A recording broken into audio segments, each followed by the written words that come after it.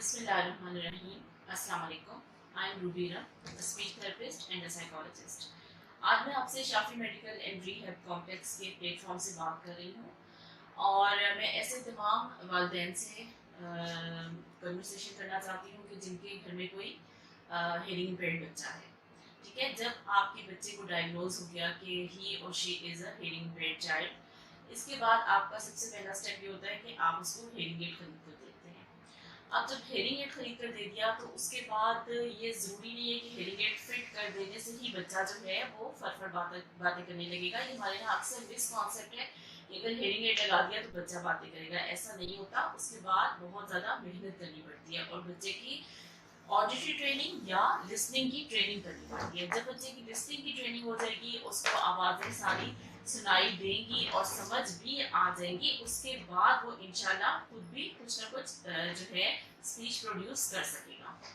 तो पहला स्टेप ये है कि जब हेयरिंग एड फिट हो गया तो उसके बाद आपने ऐसा करना है कि जितने भी जो आवाज़ें हैं जो हमारे इर्द गिर्द मौजूद हैं और जो हमारी कन्वर्सेशन में साउंड्स मौजूद हैं, उन सबको आपने दो कैटेगरीज में डिवाइड कर देना है। एक तो होगी हमारी एनवायरमेंटल साउंड्स और दूसरी होगी हमारे स्पीच साउंड्स। एनवायरमेंटल साउंड्स वो हैं जो हमारे इर्द गिर्द मौजूद हैं, ठीक है, चाहे हमारे घर में हैं, घर से बाहर हैं, मुख्तलिफ चीज़ों की जो आवाज़ें हैं, they all are environmental sounds. इसके बाद हमारी स्पीच साउंड्स हो जाती हैं जिनसे मिलके कॉम्बिनेशन से वर्ड्स बनते हैं और वर्ड्स की कॉम्बिनेशन से फ्रेजेस एंड देन सेंटेंसेस बनते हैं। तो पहले ज़रूरी है कि बच्चे को इन सब चीज़ की रिकग्निशन यानी उनकी पहचान दी जाए। रिकग्निशन के लिए जैसे मैंने आपको बताया कि आप पहले इनको डिवाइड कर लेंगे, ये एनवायरमेंटल साउंड्स हैं और ये स्पीच साउंड्स हैं। अब हम सबसे पहले आपको बताएंगे कि एज अ पेरेंट्स आप किस तरीके से एनवायरमेंटल साउंड्स पर काम कर सकते हैं। एनवायरमेंटल साउंड में सबसे पहले तो मैं कहूँगी कि जो एक किसी भी ऐसे स्पेशल बच्चे की जो हेयरिंग इम्पेयर्ड है, उसकी जो मदर है वो उसके लिए एक जो है सिखाने के लिए बेस्ट टीचर और बेस्ट स्पीच थेरेपिस्ट का रोल प्ले कर सकती हैं। लेकिन इसके लिए उनके अपने पास नॉलेज भी होना चाहिए और उनको थोड़ा सा एक्टिव होना चाहिए और थोड़ा सा क्रिएटिव उनका जो है माइंड होना चाहिए, ताकि वो खुद से बहुत सारी चीज़ें क्रिएट करके बच्चे को घर पे सिखा सकें। अच्छा जी, अब जब हम एनवायरमेंटल साउंड्स की बात कर रही हैं, एक मदर जो किचन में काम कर रही होती है उसके पास बहुत सारे ऐसे उसके इर्द गिर्द चीज़ें मौजूद है जिनसे आवाज़ पैदा होती है और वो बच्चे को उन्हें सुनवा सकती है। इसके लिए ऐसा है कि जैसे अगर आपके घर में स्टील की जो है थाली है, प्लेट, और उसके साथ आप चम्मच ले लें और आप बच्चे की बैक साइड पे खड़े होकर चम्मच से उस थाली को बजाएं, तो देखिए एक आवाज़ प्रोड्यूस हो रही है। अब आप बच्चे से जो है फीडबैक लें कि क्या बेटा आपको आवाज़ आ रही है या नहीं आ रही, ठीक है। फिर इसी तरह से आप इसको मजीद बढ़ा सकती हैं कि जब बच्चे ने रिकग्नाइज कर लिया कि हाँ जी आवाज़ आ रही है, उसके बाद आप मजीद बढ़ा सकती हैं। आप इसके जरिए उसको काउंटिंग सिखा सकती हैं कि मैंने एक दफ़ा टैप किया है चम्मच को थाली के ऊपर, कि 2 दफ़ा किया है, कि 3 दफ़ा किया है। इसी तरह आप उसको ग्रेजुअली 10 तक या इससे ज़्यादा भी लेके जा सकते हैं। सिमिलरली जब बच्चे ने ये छोटी आवाज़ सुनी, इसके बाद आप बड़ी आवाज़ की तरफ चलें। आप कोई बड़ा आपके घर में पतीला है वो ले लें, उसके साथ जिससे हम खाना पकाते हैं वो वाला चम्मच ले लें और फिर इसी तरह से आपने पहले बच्चे को बैक साइड से उसको आवाज़ को सुनवाना है। उसके बाद आहिस्ता आहिस्ता आप उससे मुख्तलिफ जो है टोन्स निकाल के बच्चे को डिफरेंट किस्म के जो है एक्सपीरियंसेस लिसनिंग के करवा सकते हैं। सिमिलरली एक और चीज़ होती है किचन में ब्लेंडर। ब्लेंडर की जब आप आवाज़ जब आप ऑन करती हैं, उससे आप उसको कोई चीज़ पीस रहे होते हैं, तो आपने देखा होगा कि उससे काफ़ी ज़्यादा आवाज़ आती है। आप बच्चे को वो आवाज़ सुनवाएं। आप बच्चे से कहें कि अपने जो है कानों पे हाथ रख के उस आवाज़ को फील करें, आप उसको परसीव करवाएं कि आवाज़ यहाँ से जाती है, क्योंकि ये हमारा एक जिसे कहना चाहिए नेचुरल जो वे है लिसनिंग का, वो कान है, ठीक है। तो आपने बच्चे को कान के ऊपर हाथ रखवा के फील करवाना है कि बेटा यहाँ से आवाज़ आपको अंदर जा रही है। अच्छा, अब आपने करना यह है कि आपने ब्लेंडर ऑन किया, बच्चे से पूछे कि इसको आवाज़ आई है या नहीं। फिर इसके बाद आप ब्लेंडर को ऑफ कर दें, उससे पूछे कि क्या हुआ है, क्या उसने इस फर्क को महसूस किया है कि नहीं कि आवाज़ जो है वो बंद हो गई है। अगर उसने परसीव कर लिया तो इसका मतलब है कि उसका आला बहुत अच्छा काम कर रहा है और वो इस आले के जरिए आवाज़ों को सुन रहा है और उनकी मौजूदगी और गैर मौजूदगी यानी प्रेजेंस और एब्सेंस ऑफ साउंड उसे पता चल गई है। अच्छा, अब आपने नेक्स्ट स्टेप ये करना है कि आप बच्चे से खुद कहें कि वो ब्लेंडर के ऊपर जो बटन का of and on end of वाला बटन है उसके ऊपर हाथ रखें और ब्लेंडर को ऑफ कर दे और देखिए कि क्या उसे आवाज़ आ रही है नहीं। ब्लेंडर को ऑन करें और फिर आप उसका जो है रिस्पॉन्स देखें कि क्या उसको आवाज़ आ रही है नहीं, आप उससे पूछें, ठीक ठीक है। इस तरीके से क्या होगा कि उसे पता चल जाएगा कि कब आवाज है और कब नहीं है। फिर आप और भी बहुत सारी किचन की ऐसी चीजें हैं जिनके जरिए आप कोई ना कोई बच्चे को आवाज सुना सकती हैं, और पहले पीछे से सुनवाएं, फिर उसको सामने लाके वो चीज दिखाएं भी कि ये चीज है जो ये आवाज प्रोड्यूस कर रही है। अच्छा, ये सारा आप क्या कर रही हैं, ये आप उसको साउंड्स की रिकग्निशन दे रही हैं, उसकी प्रेजेंस और एब्सेंस का बता रही हैं। इसके बाद आप और बहुत सारी चीजें हैं, जैसे घर में बच्चा टीवी देख रहा है, एक हियरिंग इम्पेयर्ड बच्चा जब टीवी देख रहा हो और उसमें बहुत ज्यादा इन्वॉल्व हो, तो आपने एक छोटी सी कोशिश ये करनी है कि आप किसी तरीके से रिमोट पहले से उससे छुपा लें, और फिर आप अचानक उसकी बैक साइड से वॉल्यूम को फुल कर दें, और उसी वक्त आप बच्चे का रिएक्शन देखें कि क्या उसने इस जो चेंज आया आवाज में उसने उसको परसीव कर लिया या नहीं, ठीक है। और मेक श्योर कि बच्चे के आला जरूर लगा हुआ हो, हियरिंग एड उसके कान पे लगा हुआ हो। अच्छा, इसके बाद आप ये भी कर सकती हैं कि आप जो है चुपके से जो आपके पास टीवी का रिमोट है उसको चुपके से बैक साइड से बच्चे की बिल्कुल वॉल्यूम बंद कर दें, म्यूट कर दें टीवी को, और आप देखिए कि उस वक्त बच्चे का क्या रिस्पॉन्स है। आप उसको नोटिस करें कि क्या उसने इस फर्क को महसूस किया कि पहले आवाज आ रही थी और अब आवाज नहीं आ रही। तो इस तरह से इस बच्चे को चेक किया जा सकता है और उसको आवाजों की पहचान करवाई जा सकती है। फिर न सिर्फ घर में बल्कि घर के बाहर भी आपने देखा होगा कि बहुत सारी आवाजें होती हैं, बहुत डिफरेंट डिफरेंट आवाजें होती हैं। अगर आप बच्चे को अपने साथ बाहर लेके जाते हैं और आप जैसे हॉर्न की आवाज सुनते हैं, तो आप बच्चे को बताएं, ठीक है। सिर्फ वो सुन लेगा तो ये उसके लिए काफी नहीं होगा जब तक कि उसको उसके साथ उसकी शिनाख्त नहीं करवाई जाएगी। अब फॉर एग्जाम्पल कि अगर आपके सामने आप उर्दू बोलते हैं और आपके घर में उर्दू समझी और बोली जाती है, लेकिन अगर कोई बाहर से आके आपके साथ चाइनीज में बात करे या आपके साथ फ्रेंच में बात करे, तो डेफिनेटली आप उस कन्वर्सेशन से कुछ भी गेन नहीं करेंगे। आपको बिल्कुल भी नहीं पता चलेगा कि जी वो अगला बंदा हमसे क्या कहना चाह रहा है, वो क्या बात कर रहा है। तो सेम यही सिचुएशन होती है जब एक हियरिंग इम्पेयर्ड बच्चे के आला लगवा दिया जाता है या उसका कॉक्लियर इम्प्लांट हो जाता है। उसके बाद जो सबसे पहली जो फेज है वो बच्चा यही परसीव करता है, उसके इर्द गिर्द बहुत सारे लोग बोल रहे हैं, तो इसके लिए बिल्कुल ऐसे है जैसे हमारे इर्द गिर्द कोई फ्रेंच या चाइनीज बोलने लग जाए, जो लैंग्वेज हमें नहीं आती वो लैंग्वेज बोलने लग जाए। तो इसी तरह इस बच्चे के लिए भी यही होता है कि वो उन आवाजों को परसीव तो कर रहा है, लेकिन वो उसके लिए बेमायनी है, उसे उसमें से कोई चीज जो है वो समझ नहीं आ रही होती, वो उनके जो भी मायनी है उनको परसीव नहीं कर रहा होता या उनसे वो कोई रिजल्ट नहीं ले रहा होता। तो इसलिए ऐसी कन्वर्सेशन बिल्कुल बेफायदा है जब तक कि आपने उसको इन सब चीजों की रिकग्निशन ना दे दी, उनकी आइडेंटिफिकेशन ना करवा दी, पहचान ना करवा दी। तो इससे आवाजों की पहचान करवाना बच्चे के लिए बहुत जरूरी है। अब आप जब बच्चे को बाहर लेके जाते हैं, आप देखेंगे अगर आपके करीब से ट्रक गुजरता है, उसकी डेफिनेटली आपकी गाड़ी से आवाज थोड़ी सी डिफरेंट होगी, तो आप बच्चे को बताएं कि बेटा ये ट्रक है और ये इसमें से आवाज आ रही है। कोई बाइक गुजरा है तो उसकी आवाज थोड़ी सी डिफरेंट होती है, आप बच्चे को बताएं कि ये इस बाइक में से आवाज आ रही है। सिमिलरली आपके इर्द गिर्द से कोई और चीज गुजरती है और फॉर एग्जांपल आप बाहर हैं या घर में हैं, टेरेस पे हैं या बैल्कनी में और एरोप्लेन गुजरता है, तो जो उसकी आवाज है आप बच्चे को बताएं कि ये बेटा एरोप्लेन जा रहा है, ये उसकी आवाज है। हेलीकॉप्टर गुजरता है तो वो थोड़ी सी डिफरेंट आवाज जो है प्रोड्यूस कर रहा होता है, तो आप बच्चे को रिकग्नाइज करवाएं कि ये इसमें से आवाज आ रही है। फिर इसी तरह से कभी ट्रेन का एक्सपीरियंस हो कि आप रोड से गुजर रहे हैं, आपके करीब से या थोड़ा डिस्टेंस से ट्रेन गुजर रही है, तो उसकी जो आवाज है बच्चे को सुनवाएं और साथ बताएं देखिए ट्रेन की आवाज है। इस तरह से आपने हर चीज की जो भी चीज है उसकी और जो उसकी आवाज है उन दोनों चीजों को रिलेट करके बच्चे को एक आइडेंटिफिकेशन देनी है, एक रिकग्निशन देनी है कि बेटा ये इस तरीके से आपने जो है चीजों को पहचानना है और ये इनकी आवाजें हैं। फिर आप घर पे रह के एक और काम ये कर सकते हैं कि आप डिफरेंट किस्म के कार्ड्स बना लें, ठीक है। आप जैसे छोटे छोटे से फ्लैश कार्ड्स बना लें 4x4 के, चार्ट पेपर लेके वो काट के व्हाइट चार्ट पेपर, उसके ऊपर डिफरेंट स्टिकर्स मार्केट में बड़े इजीली अवेलेबल होते हैं, आप वो लगा लें और बच्चे को कार्ड दिखाएं और साथ आवाज सुनाएं। जैसे आपने गाड़ी की आवाज, साथ गाड़ी की आवाज सुनाएं, साथ गाड़ी का कार्ड दिखाएं। फिर ट्रेन की आवाज सुनवाएं, साथ ट्रेन का कार्ड दिखा दें। आप एरोप्लेन की आवाज सुनवाएं, साथ आप एरोप्लेन की तस्वीर दिखा दें जो आपने फ्लैश कार्ड पे लगाई है। इसी तरह से आप डिफरेंट किस्म के कार्ड्स बना के डिफरेंट कैटेगरीज में भी कर सकते हैं। जैसे मैंने आपको ट्रांसपोर्ट का बता दिया, इसी तरह से आप एनिमल्स की भी जो है फ्लैश कार्ड्स बना सकते हैं और उन पे स्टिकर्स लगा के फिर आप बच्चे को बताएं कि ये डॉगी है और ये इसकी ये आवाज है, ये बिल्ली है, ये इसकी आवाज़ है, ये तोता बोल रहा है, ये चिड़िया बोल रही है। जो भी आपके पास अवेलेबल मटेरियल है आप उसके साथ बच्चे को सिखाएं। आपको बहुत सारी चीज़ें घर से मिल जाएंगी। बहुत सारे के लिए आपको थोड़ी बहुत एफर्ट्स करने पड़ेंगे, लाइक आपको साउंड जो है रिकॉर्ड करनी पड़ेगी, और वो भी आजकल इतना मुश्किल नहीं होता। आप डिफरेंट आवाज़ें रिकॉर्ड भी कर सकती हैं, और इवन आपको अगर आप सर्च करेंगे गूगल पे तो आपको इस किस्म की जो साउंड्स है वो मिल भी जाती हैं। ठीक है, आप उनको डाउनलोड करके बच्चे को सुनवाएं, और साथ में आप उन चीज़ों को कार्ड्स के साथ, उनकी पिक्चर्स के साथ जरूर मेंशन करें कि बेटा ये चीज़ है।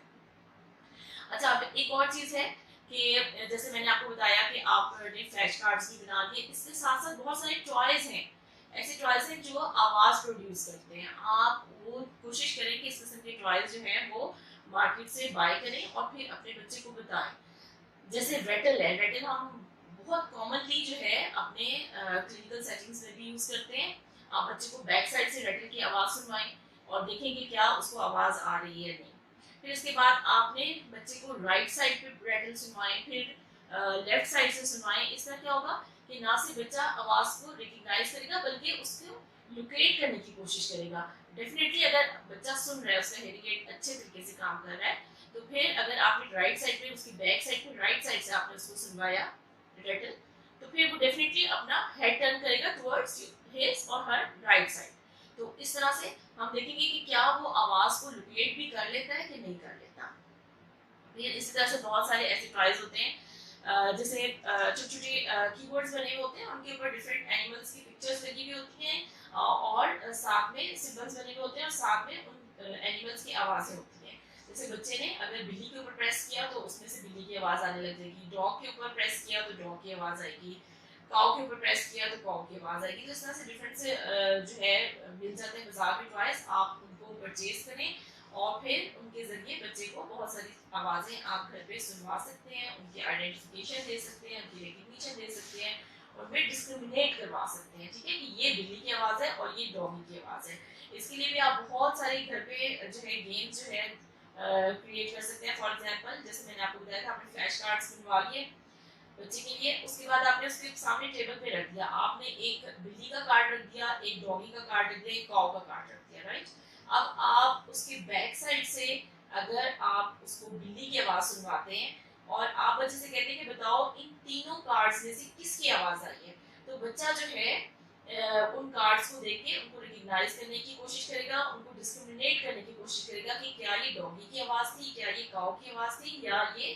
बिल्ली की आवाज़ थी। अगर वो बिल्ली के ऊपर हाथ रख देता है तो इसका मतलब है कि उसको समझ आ गई है। ठीक है, इसी तरह से आप रेटल ले लें, कोई भी जो है स्क्वीजिंग टॉय ले लें, और इसके अलावा आप बैलून जो बाजा जितने लगा होता है वो वाले ले लें। आप पीछे से उनमें से आवाज़ सुनवाएं और सामने क्या करें, उन्हीं चीज़ों के कार्ड्स रख दें। और जब आप पीछे से आवाज़ सुनवाएंगे और बच्चे से आप उसको पहले ही ये कमांड दे दें कि अगर आपको ये आवाज़ समझ आ गई तो आपने जिस चीज़ की आवाज़ है उस चीज़ का कार्ड उठा के मुझे दिखाना है। तो इस तरीके से वो फिर बहुत सारी आवाज़ों की डिस्क्रिमिनेशन भी सीख जाएगा। तो इसी तरह से बच्चे के साथ आप डिफरेंट किस्म की एक्टिविटीज़ को क्रिएट करके उसकी जो हियरिंग एड आपने जो खरीदा है, इतना उस पर ज़ाहिर है एक एक्सपेंसिव चीज़ है, उससे आप मैक्सिमम गेन कर सकते हैं। लेकिन अगर आपने बच्चे को हियरिंग एड लगा दिया और उसके साथ ये डिफरेंट एक्टिविटीज़ ना की, या डिफरेंट आवाज़ों की जो उसकी रिकग्निशन है वो ना दी, या उसको जो है डिफरेंट चीज़ों के बारे में ना बताया कि इसकी आवाज़, तो फिर उससे कोई फ़ायदा नहीं होगा, उसके अंदर एक जस्ट शोर जा रहा है। और इसी तरह ये होता है कि बच्चे बहुत जल्दी फेडअप हो जाते हैं हेयरिंग एड से। उसकी एक जो मेजर रीज़न है वो ये भी होती है कि हमने बच्चे को उसका इस्तेमाल नहीं बताया होता। ठीक है, और बेहतरीन आला वो है जो बच्चे के अंदर आवाज़ लेके जा रहा है। ठीक है, और बच्चा जो है उस आवाज़ को रिकग्नाइज कर ले, उसको शनाख्त कर ले, उसकी पहचान हो जाए उसे, तो फिर बस आप समझेंगे आपके लिए बहुत सारी आसानी पैदा हो जाएगी। तो अगर ये शुरू में कुछ थोड़ी सी मेहनत करनी पड़ती है, और उसके बाद क्या होता है बच्चे के लिए उसमें रवानी आ जाती है, फिर बच्चा बहुत इजीली जो है वो अपने हियरिंग एड के लिए जो है उसके इस्तेमाल के लिए उसका पता चल जाता है उसका, और फिर वो उस आले के बगैर नहीं रह सकता। और हमारा जो मेन पर्पस होता है बच्चे की जो लिसनिंग की ट्रेनिंग का, वो यही होता है कि बच्चा इस हद तक आला इस्तेमाल करे कि वो रात को सोते हुए उतारे और साइड टेबल पे रख दे। ठीक है, और जब सुबह जैसे ही सुबह हो तो तो वो उठा के अपना आला अपने कान पे लगाए। जैसे एक बंदा जो है जिसकी आई साइट वीक है, उसका किस तरह से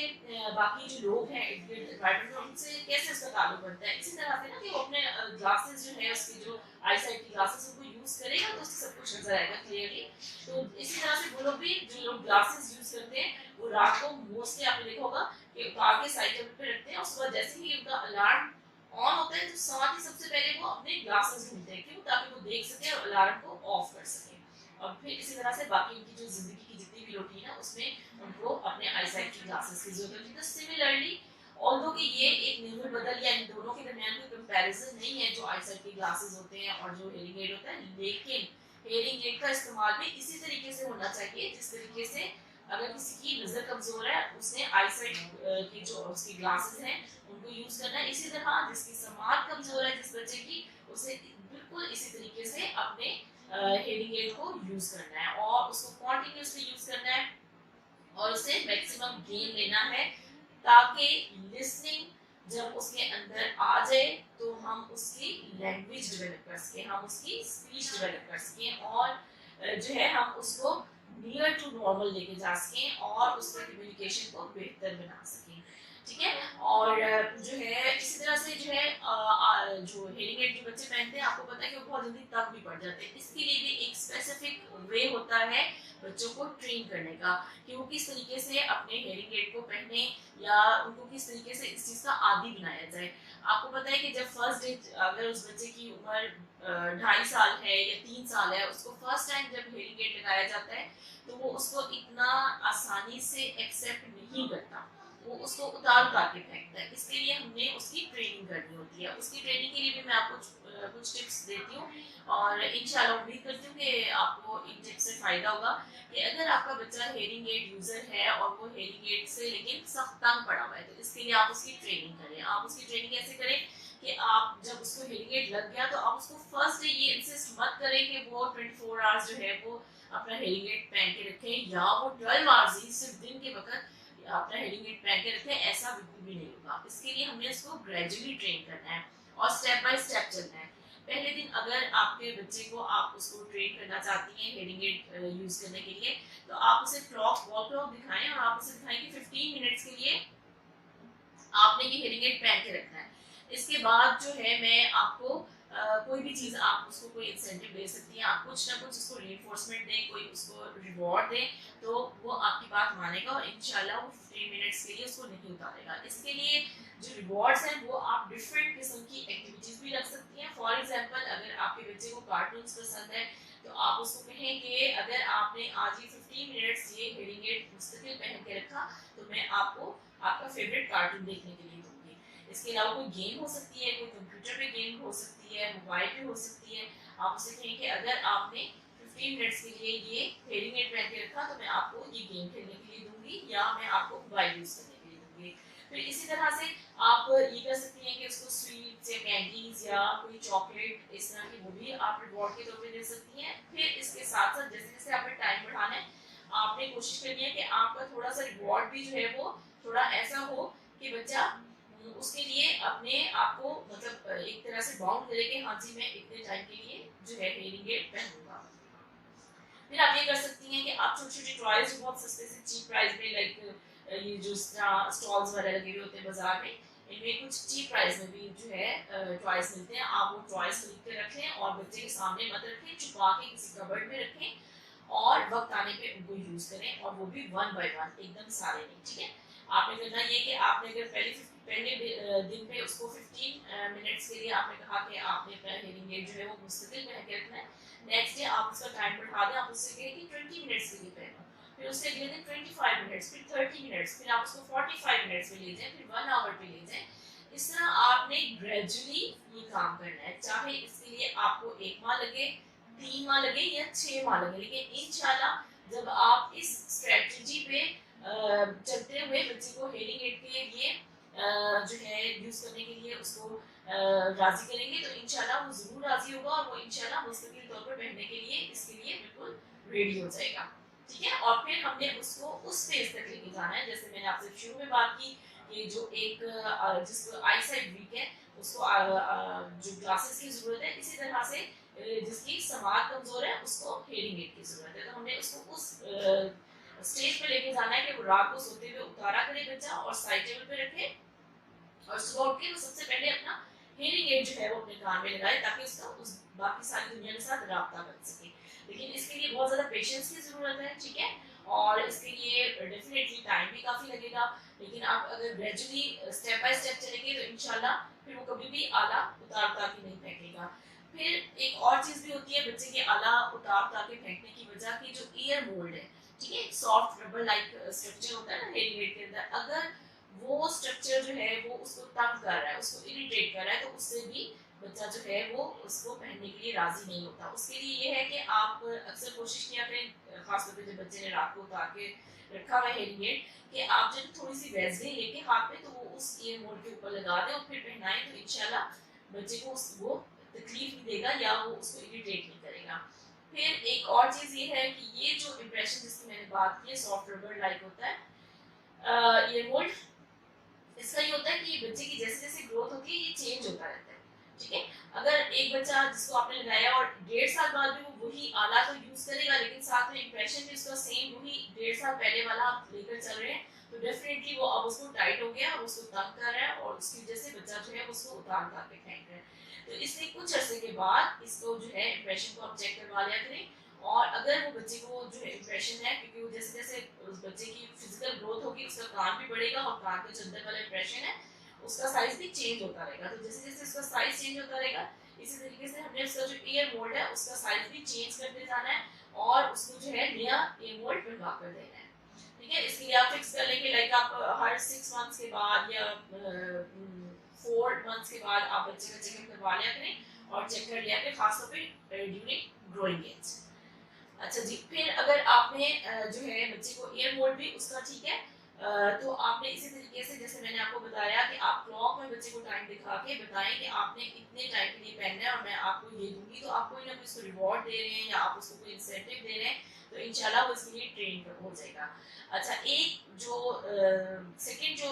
मेजर रीजन है बच्चे की आला उतार उतार के फेंकने की, एक तो वो ट्रेन नहीं है, नंबर 1, नंबर 2 ये कि उसको आवाज नहीं जा रही, ठीक है। आपने अगर उसको हेयरिंग एड लगा दिया और साथ में आप उसको कोई भी जो है उसकी लिस्निंग की कोई ट्रेनिंग नहीं कर रहे, आप उसको कोई आवाज नहीं सुनवा रहे, तो डेफिनेटली वो उससे फेड अप हो जाएगा और फिर वो उसको उतार उतार के फेंकेगा। तो इसलिए जरूरी है कि जितने भी टाइम के लिए बच्चे ने हेयरिंग एड पहना हुआ है आपने उससे मैक्सिमम बेनिफिट लेना है, और मैक्सिमम बेनिफिट लेने के लिए मैंने आपको बहुत सारी एक्टिविटीज बताई हैं, फिर आप खुद कुछ भी उसके अंदर ऐड कर सकते हैं कि जी अब मैंने ये नई चीज इसको इंट्रोड्यूस करवानी है, आप उसके आवाज दें। फिर आप इसी तरीके से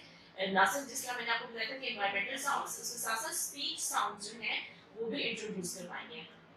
स्पीच साउंड्स के लिए जरूरी है कि आप अपनी जो भी आपके बच्चे की स्पीच लैंग्वेज पैथोलॉजिस्ट है आप उसके साथ कंसल्ट करें और आप उनके साथ जो है एक कोलैबोरेशन में काम करें, तो इंशाल्लाह आपको बहुत अच्छे रिजल्ट्स मिलेंगे और आपका बच्चा बहुत अच्छे से जो है लिस्निंग के लिए ट्रेन हो जाएगा, और जब वो लिस्निंग के लिए ट्रेन होगा तो इंशाल्लाह उसकी लैंग्वेज भी डेवलप होगी। और जब तक हम इन सब चीज़ों को साथ साथ नहीं लेके चलेंगे और साइड बाय साइड हम उसको काम उस बच्चे पे नहीं करेंगे, तो वो बच्चा बहुत जल्दी फेडअप हो जाता है और वो आले को उतार उतार के फेंकता है। तो इसलिए मेरी आपसे रिक्वेस्ट है कि जब भी आपके बच्चे ने आला पहना हो या आपने उसको आला लगाया है तो उसके साथ साथ आप ये सारी चीज़ें लेकर चलें और इन सब चीज़ों पे काम करें, तो इंशाल्लाह आपको इससे मैक्सिमम जो बेनिफिट्स हैं वो भी मिलेंगे और इंशाल्लाह आपको जो है ये ऐसा महसूस नहीं होगा कि मैंने जो है हेयरिंग एड पे इतना ज़्यादा जो है खर्चा किया लेकिन उसका कोई फ़ायदा नहीं हो रहा। तो उसका फ़ायदा उठाने के लिए आपको बहुत सारी जो है वो चीज़ों को खुद से काम करना होगा उस पर, और अगर काम ना किया तो फिर उस हेयरिंग एड का कोई भी फ़ायदा नहीं होता। तो इसलिए जब भी बच्चे को आपने हेयरिंग एड फिट करवाना है तो साथ ही आपने उसकी लिसनिंग पे और उसकी ऑडिटरी ट्रेनिंग पे काम शुरू कर देना है। उम्मीद है कि आपको मेरी इन सारी टिप्स से ज़रूर फ़ायदा होगा, और अगर इसके अलावा आपकी कोई भी जो क्यूरीज हैं या आपके कोई क्वेश्चंस हैं तो आप कमेंट सेक्शन में आप लिख सकते हैं, तो इंशाल्लाह मैं आपको उसका रिप्लाई दे दूँगी। Thank you from my side, और इंशाल्लाह फिर किसी एक और अच्छे से टॉपिक के साथ मैं आपसे दोबारा